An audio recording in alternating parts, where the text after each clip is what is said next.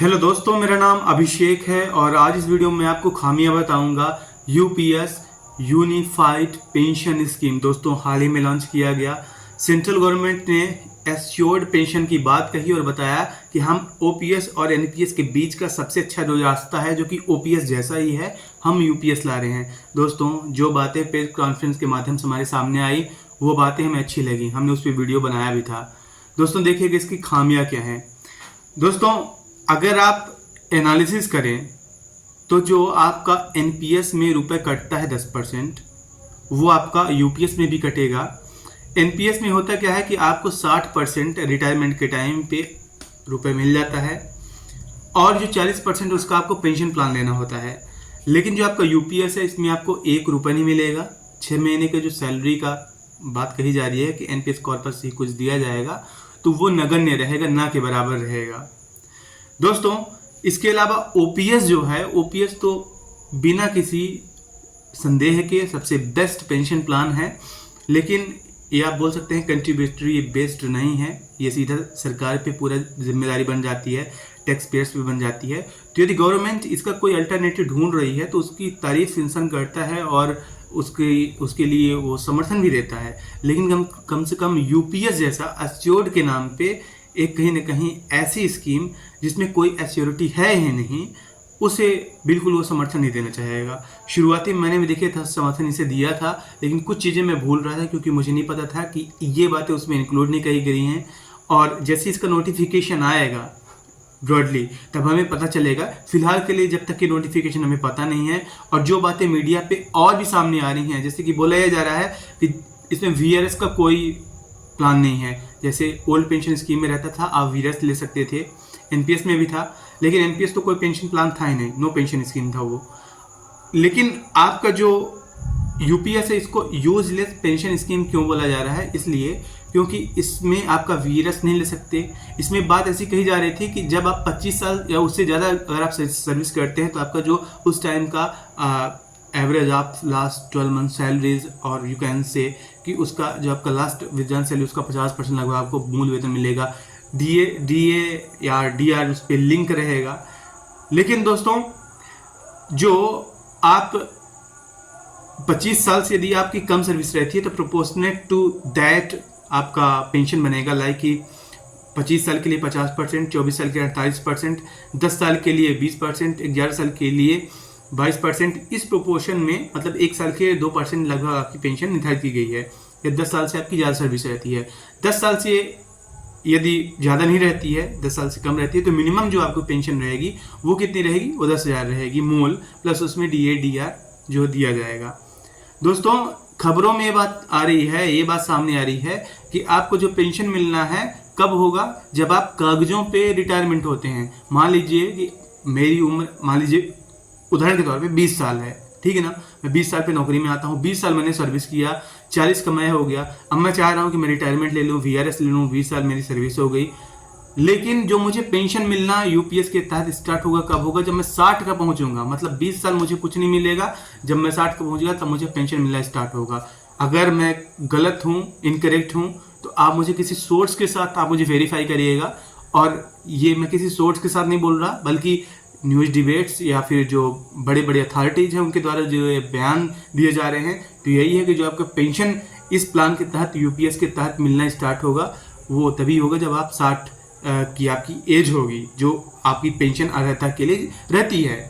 किसी कारणवश यदि मान लीजिए आप 45 साल की उम्र में जॉब ज्वाइन किए, 46 जॉब में उम्र जॉब ज्वाइन किए, 50 की उम्र में जॉब ज्वाइन किए ड्यू टू मैनी रीजन्स, तो यदि आप 10 साल या उससे कम आप सर्विस करते हैं तब आपका बेसिक एश्योर्ड 10,000 रहेगा।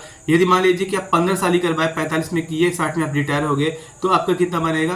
30% ऑफ लास्ट विद्रान सैलरी रहेगा, जो कि 15 दूना 30 उस रेशियो में होगा।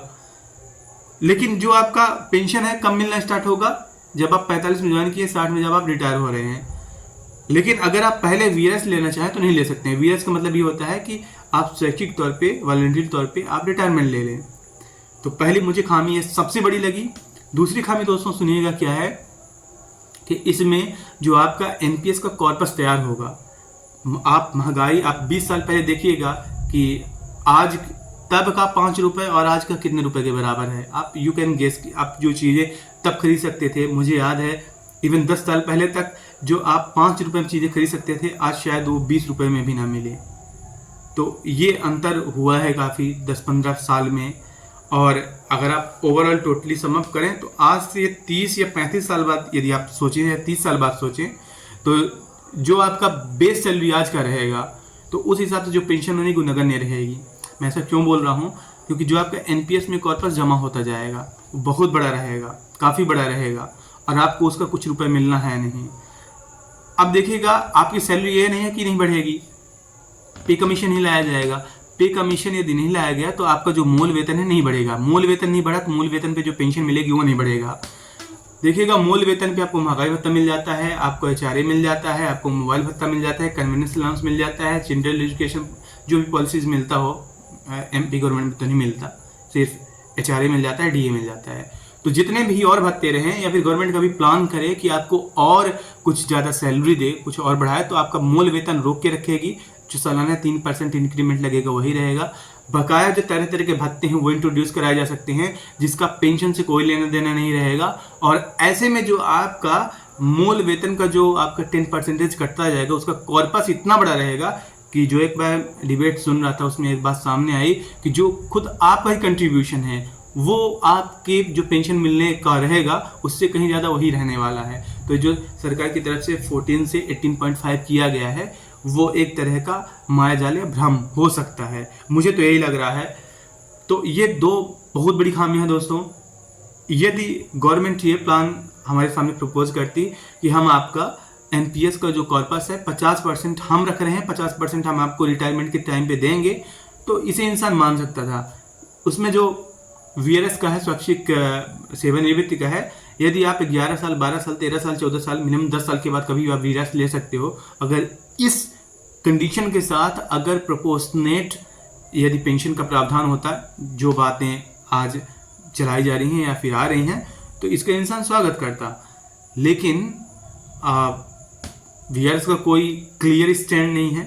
बाद में हम नोटिफिकेशन का इंतजार करेंगे, लेकिन फिलहाल के लिए जो भी रूमर्स आ रही हैं या फिर जो भी बातें सामने आ रही हैं, यदि ऐसा होता है तो ये देखिएगा जो यूपीएस प्लान है ये एनपीएस से भी वर्स होने वाला है, एनपीएस से भी खराब होने वाला है।